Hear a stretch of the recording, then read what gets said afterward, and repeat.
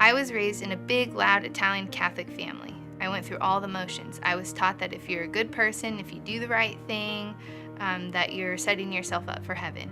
As I got older, life was just kind of going its direction. Everything was going good, so I didn't feel like I needed someone in control. I was in control, and I liked it that way. Being the oldest of 4 girls, my parents always taught me to do, what was good for my sisters. So set the right example. Little eyes, my mom would call them. They're always watching you.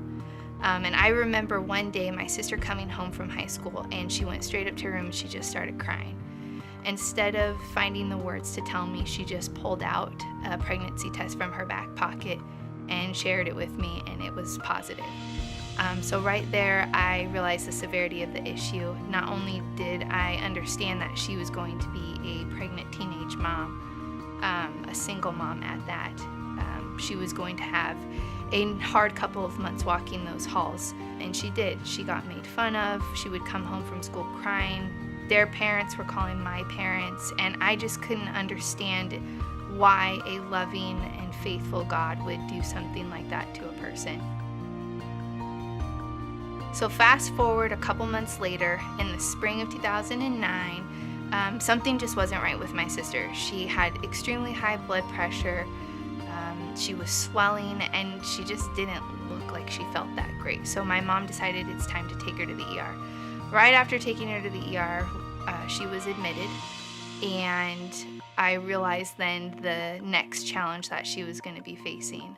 My mom, who never cries, broke down crying after the doctor came in and told us that the baby most likely wasn't going to live, and now my sister was going to be fighting for her life.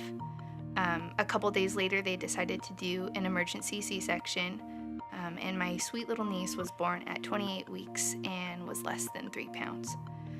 Not only was she born with less than a third of her blood, but she had some other complications as well and had to have blood transfusions. So while my niece was fighting for her life in another hospital, my sister was still fighting for hers. And I broke down one day and just fell on my knees in the hospital. I didn't care who saw it, who was around me, but that's when I knew that I needed a savior. I just prayed to him and accepted that whatever the outcome may be, whether I had a niece or a sister at the end of the day, that I was going to trust that that was his plan. And from that moment, I also promised that if I got to see both of them live, that I would share his good news with both of them. Today, my niece is 8 years old, and she goes to Awanas with me. And life has so much more joy and passion. On that day, when I fell to my knees on the ground in the hospital, I should have been afraid. I was always afraid of what the future held, and I certainly should have been afraid in that moment of not knowing what was going to happen. But somehow this peace and assurance just covered me. That's how I knew that God was going to protect me, and he knew what was best for me in that moment.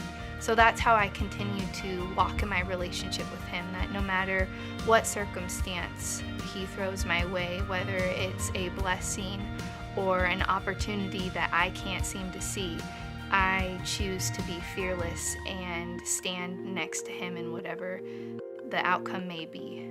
And that is my story.